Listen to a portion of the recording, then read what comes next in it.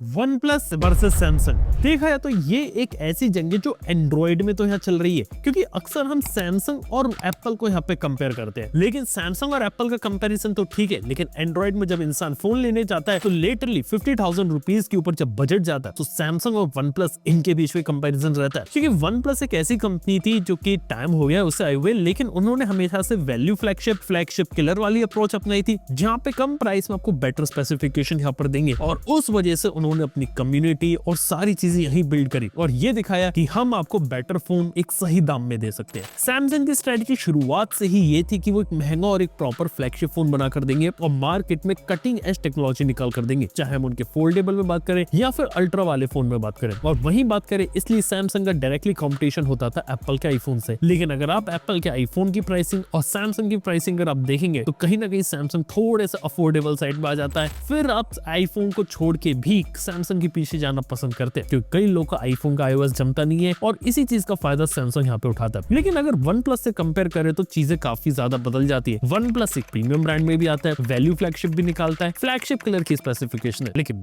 2025 में सिनेरियो बहुत ज्यादा बदल चुका है। सबसे पहले बात करता हूँ वन प्लस की कहानी। वन प्लस एक एंथुसियास्ट ब्रांड था, फ्लैगशिप कलर था, लेकिन अब धीरे धीरे प्रॉपर फ्लैगशिप की कैटेगरी में। वन प्लस 13 की प्राइसिंग कोई सस्ती नहीं है, काफी महंगा फोन होता है और कहीं ना कहीं इसकी प्राइसिंग थोड़ी बहुत टच कर जाती गैलेक्सी S25 को। यहाँ तक की बात करें तो वन प्लस की जो मेजर सेल्स इंडिया में जो होती है वो होती है उसकी नॉट सीरीज में, जो अंडर 30,000 रुपीज का सेगमेंट है, और 20,000 से लेकर 30,000 तक वन प्लस सबसे ज्यादा अपने नॉट वाले ही फोन बेचता है, जिस वजह से जो वन प्लस रहता है वो यहाँ पे काफी ज्यादा सक्सेसफुल है उस प्राइस सेगमेंट में। लेकिन वही बात करूँ सैमसंग की, तो सैमसंग का जो पोर्टफोलियो वो वन प्लस से बहुत ज्यादा बड़ा है। सैमसंग देखा तो 10 से 15,000 रुपए के फोन शुरू हो जाते हैं। A series, M series, F series आती है, फिर सैमसंग की एस सीरीज भी आती है, उसमें एफई भी निकालते हैं, फिर सीधे सैमसंग का फ्लैगशिप भी आता है और धीरे धीरे अल्ट्रा प्रीमियम कैटेगरी में उसके फोल्डेबल भी आ जाते हैं। और एक बात मैंने देखी कि यहाँ पे वन प्लस डायरेक्टली कहीं ना कहीं सैमसंग से ही कम्पीट करता है, उसका मार्केट शेयर लेने में बैठा हुआ है। यहाँ तक कि अगर मैं वन प्लस 13 और S25 की स्पेसिफिकेशन कंपेयर करूँ तो बहुत ही नेक टू नेक जाते हैं। वन प्लस 13 एक top of the line flagship phone है वन प्लस का। सैमसंग का S25 एक फ्लैगशिप फोन है, लेकिन वो प्रॉपर फ्लैगशिप नहीं, क्योंकि उसके बाद S25 प्लस भी है और एक अल्ट्रा लेवल का भी फोन यहाँ पर आता है, जो कि देखा जाए तो अगर मैं वन प्लस को अल्ट्रा से कंपेयर करूँ तो वो सेंस बनाता नहीं है, क्योंकि प्राइस डिफरेंस बहुत ज्यादा है। लेकिन वन प्लस और S25 एक सीजनेबल चीज हो जाती है, क्योंकि देखा तो दोनों ही फोन में चीजें अच्छी हैं। जहां वन प्लस रिलाई करता है अपने सॉफ्टवेयर के ऊपर, अपने कैमरा हार्डवेयर के ऊपर, यहाँ पे सैमसंग अपनी AI capabilities, longer software support, brand building, इन सब के ऊपर। और ये भी मैंने देखा है कि जहाँ वन प्लस को बहुत पहले अपने सॉफ्टवेयर के लिए बहुत ज्यादा क्रिटिसिज्म मिला, इवन जो आज भी मिलता है वो मिलता है कि जब उसने ऑक्सीजन OS और कलर OS को मर्ज किया था, और आज भी लोग का कहना है कि कहीं ना कहीं वो पुराने वन प्लस का लुक एंड फील मिसिंग है। लेकिन सैमसंग के साथ एक अलग बात हुई, सैमसंग ने वन ईयर को कंसिस्टेंटली बेटर बनाया और रिसेंट के इतने ज्यादा इंप्रूवमेंट के बाद जब लेटेस्ट वन UI को मैं देखता हूँ तो बहुत ज्यादा इंप्रूव्ड होता है। इवन AI फीचर्स के मामले में भी सैमसंग काफी ज्यादा आगे निकला हुआ है दूसरे ब्रांड से और अपने आप को पहले से ज्यादा बेटर बना रहा है। और सैमसंग एक ऐसी कंपनी बन के बैठा है जो कुछ चीजें इंडस्ट्री फर्स्ट करता है, जैसे कि AI के अंदर चीजें नई इंट्रोड्यूस करना, ये एक बेटर चीज है। इवन सैमसंग ने देखा तो कैमरा सेंसर कई सालों से वही यूज कर रहा है, लेकिन फिर भी सॉफ्टवेयर एल्गोरिथम का यूज करके चीजों को काफी ज्यादा बेटर और इंप्रूव भी किया। इसके साथ ही वन प्लस की बात की जाए तो कुछ जगह तो एक अच्छा काम किया, जैसे कि कैमरा के अंदर सेंसर इंप्रूव करना, नए टाइप की बैटरीज लाना, बड़ा बैटरी बैकअप देना, फास्ट चार्जिंग को प्रोवाइड करना, जो सैमसंग में अभी भी मिसिंग है। और वन प्लस है ना कंसिस्टेंटली अपने प्रीमियम यूजर बेस को यहाँ पे टारगेट करता है। और एक जमाना ऐसा भी आया था जहाँ पे वन प्लस ने कुछ समय के लिए सैमसंग और एप्पल को भी पीछे छोड़ दिया था, क्योंकि धीरे धीरे उस पर्टिकुलर टाइम पे उनके फोन के अंदर काफी अच्छी वैल्यू फॉर मनी मिलती थी। लेकिन पिछले कुछ समय में वो वैल्यू फॉर मनी वाली चीज यहाँ पे गायब होती जा रही है और वन प्लस भी कहीं ना कहीं इस बात को जानता है। क्योंकि वन प्लस के साथ बताऊं प्रॉब्लम क्या, कि एक पॉइंट तक आते आते लोगों ने उसे एक्सेप्ट किया, लेकिन जैसे ही कीमत उसके फोन की 50,000 रुपए के ऊपर गई, तब लोगों के अंदर जो एक्सेप्टेंस रेट होता है वन प्लस का वो तेजी से गिरा था। इस वजह से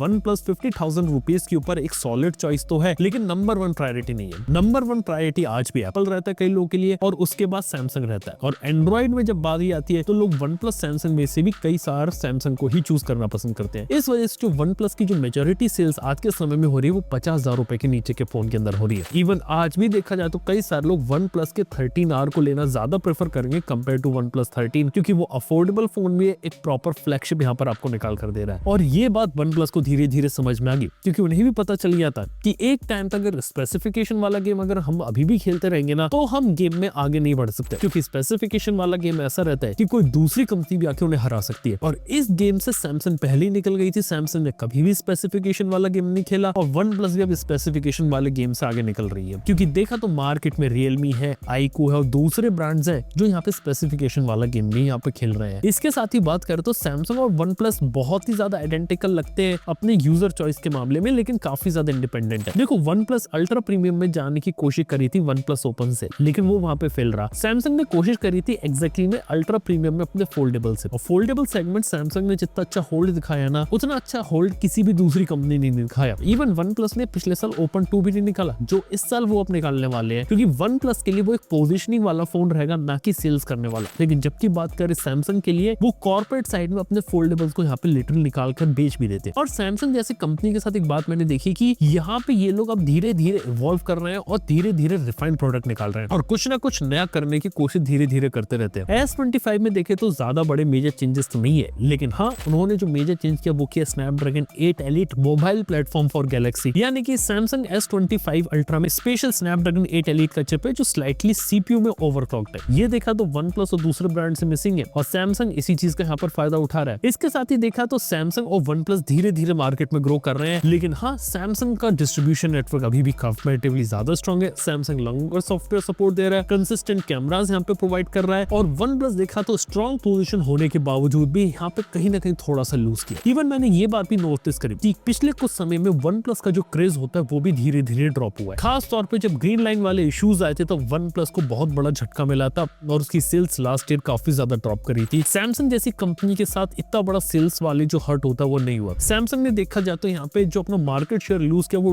इनडायरेक्टली ऑफलाइन सेंटर्स में लूज किया, जहाँ पे वीवो जैसी कंपनी आगे निकल गई। लेकिन हाँ सैमसंग को भी पता है कि धीरे धीरे ऑफलाइन पुश और दूसरे प्रोडक्ट के साथ ये लोग मार्केट में कमबैक कर सकते हैं। वन प्लस के लिए जो कमबैक हो रहा है वो नॉर्ड लाइनअप में हो रहा है, ना कि फ्लैगशिप लाइनअप में, और इस वजह से जो वन प्लस है वो एक टिपिकल चाइनीज ब्रांड के रूप में ही आ रहा है, क्योंकि हर चाइनीज कंपनी के साथ यही दिक्कत है, वो है ब्रांड परसेप्शन की। क्योंकि कोई भी कंपनी अपना एक महंगा फोन निकाले लेकिन उसे लॉन्ग रन में सक्सेसफुल बना पाना उसके लिए भी चैलेंजिंग वाला टास्क होता है। वन प्लस को शुरुआती दिनों में 30,000 40,000 रुपए के फोन के साथ बहुत सक्सेस मिली थी, लेकिन उसके बाद धीरे धीरे जब वो ऊपर ज्यादा से ज्यादा खिसके तो वहां पे भी लोगों ने वन प्लस को भी थोड़ा सा वॉट करना शुरू कर दिया। और आज के समय में अगर आप देखें तो वन प्लस की सेल्स वॉल्यूम सिर्फ नॉर्ड के दम पे आता है। नॉर्ड के अलावा उनके पास ऐसा कोई भी प्रोडक्ट नहीं जो मेजर सेल्स वॉल्यूम यहाँ पे ड्राइव कर सके। सैमसंग के साथ उनकी सेल्स वॉल्यूम यहाँ पे A सीरीज ड्राइव करती है, लेकिन फ्लैगशिप में S सीरीज भी अच्छा करती है। इवन सरप्राइजिंग बात यह है कि इस साल S सीरीज का प्रोडक्शन उन्होंने बढ़ाया है और फोल्ड और फ्लिप का प्रोडक्शन कम कर रहे हैं, क्योंकि उन्हें पता है S25 अल्ट्रा ही बिके।